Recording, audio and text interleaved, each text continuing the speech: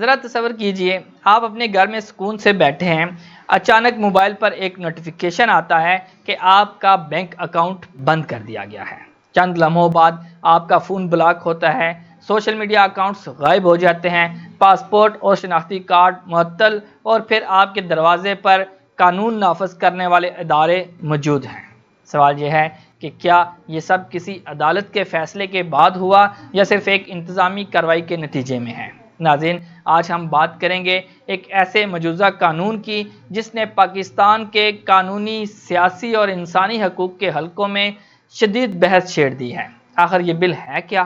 اس کے حامی کیا کہتے ہیں؟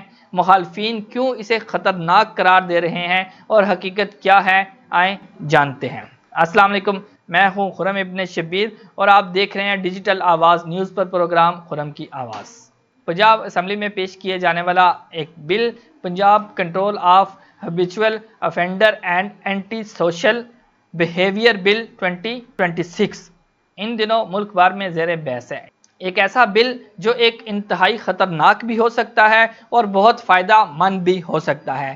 کن کے لیے یہ خطرناک ہے اور کن کے لیے یہ فائدہ مند ہے، اس پر بھی بات کریں گے۔ اس بل کا بنیادی مقصد حکومت کے مطابق ایسے عناصر کے خلاف مؤثر کارروائی کرنا ہے جو بار بار جرائم، بتہ خوری، زمینوں پر قبضے، منشیات، گینگ کلچر، سائبر جرائم، عوامی امن میں خلل اور ریاستی ریٹ کو چیلنج کرنے جیسی سرگرمیوں میں ملوث ہے۔ یہ ایک ایسا بل بنایا جا رہا ہے جس بل میں حکومت کی جانب سے یہ کہا جا رہا ہے کہ ایسے لوگوں پر نظر رکھی جائے گی یا ایسے لوگوں کو قابو کیا جائے گا اس بل کی مدد سے جو ہمیشہ جرائم کرتے ہیں۔ لیکن اس کا طریقہ کار کیا ہوگا جو ایک خطرناک ہے؟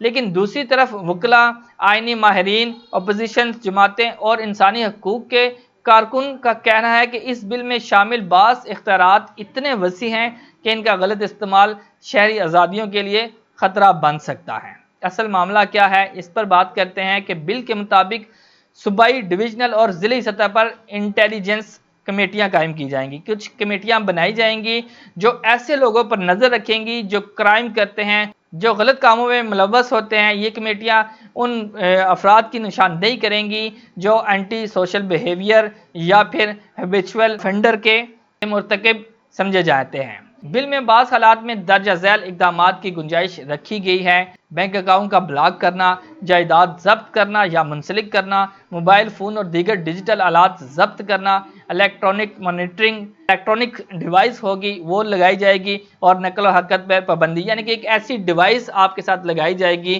جو آپ کی نقل و حرکت پہ نظر رکھے گی، آپ کہاں ہیں، کیا کر رہے ہیں، اور یہ ساری کی ساری صورتحال ان افراد پر لگائی جائے گی جو جرائم پیشہ ہوں گے۔ لیکن ان کو دیکھنے کے لیے، ان کو پرکھنے کے لیے کمیٹی بنائی جائے گی اور وہ کمیٹی اس چیز کا فیصلہ کرے گی۔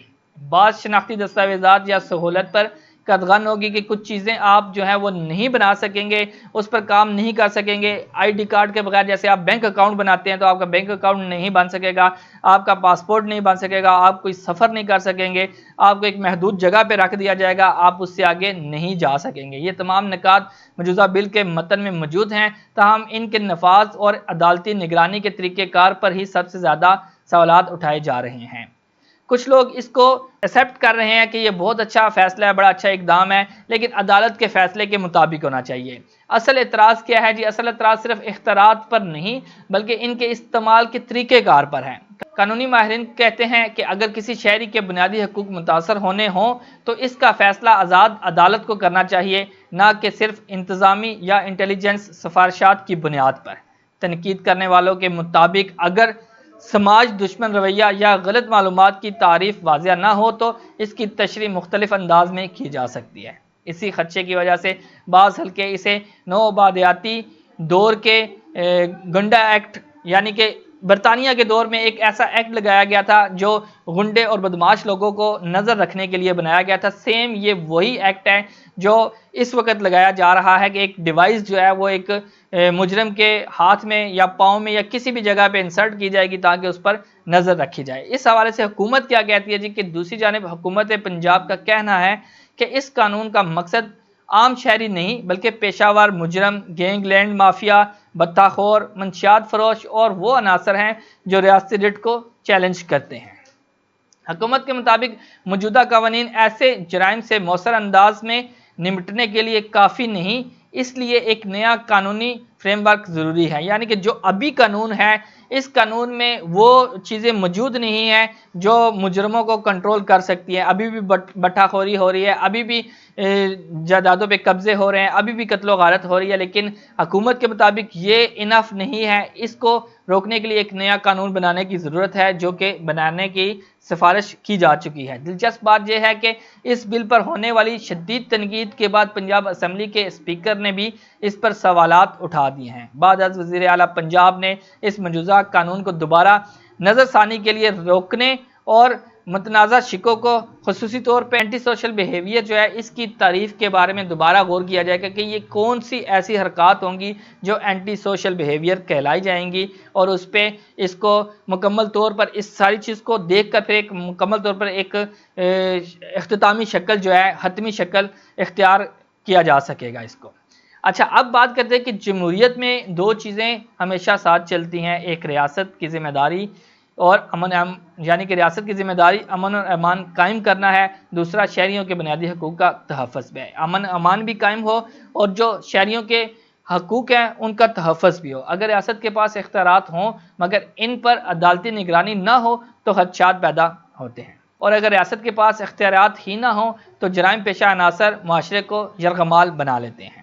اصل امتحان یہی ہے کہ قانون ایسا بنایا جائے جو مجرم کو روکے لیکن بے گناہ شہری کے حقوق بھی محفوظ رہیں۔ قانون کی اصل طاقت صرف سختی میں نہیں بلکہ انصاف میں ہوتی ہے۔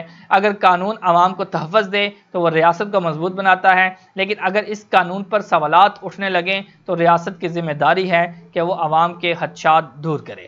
اب دیکھنا یہ ہے کہ پنجاب حکومت اس بل میں کتنی تبدیلیاں کرتی ہے، آیا عدالتی نگرانی کو مزید مضبوط بنایا جاتا ہے یا نہیں، اور کیا یہ قانون واقعی جرائم کے خاتمے کا ذریعہ بنتا ہے یا پھر مزید سیاسی اور آئینی بحث کو جنم دیتا ہے۔ آج کے لیے اتنا ہی، ملتے اگلے پروگرام میں، مجھے دیجیے گا اجازت، اللہ حافظ۔